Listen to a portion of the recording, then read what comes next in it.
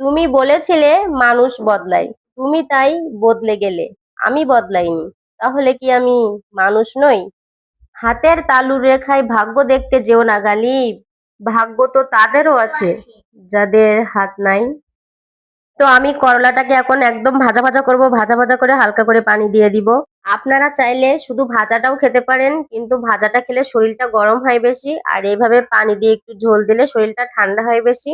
তো রান্না শেষ, এখন আমি ঢ্যাঁড়স রান্না করব। আগে আমি ঢ্যাঁড়সটাকে সুন্দর করে ধুয়ে নিয়েছিলাম, নিয়ে কেটে নিচ্ছি। এখন কাটা শেষ, এখন মশলা করে নিলাম।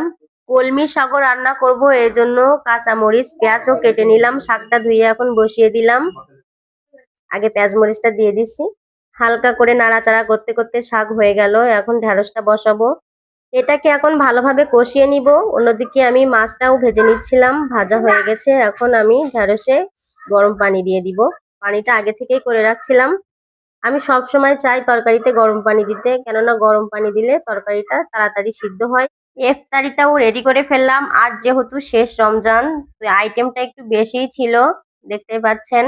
দেখতে দেখতে রমাদান আমাদের কাছ থেকে বিদায় নিয়ে নিল। তো এই টাইমে এই খাবারগুলোকে সবাই মিস করবে, আমিও খুব মিস করব এই টাইমটায়। আবারও দীর্ঘ 1 বছর অপেক্ষার পরে আবার এই দিনটা আসবে। ইনশাল্লাহ আবারও এই দিনের অপেক্ষায় থাকলাম। সবাই সুস্থ থাকবেন, ভালো থাকবেন। আজকের মতো বিদায়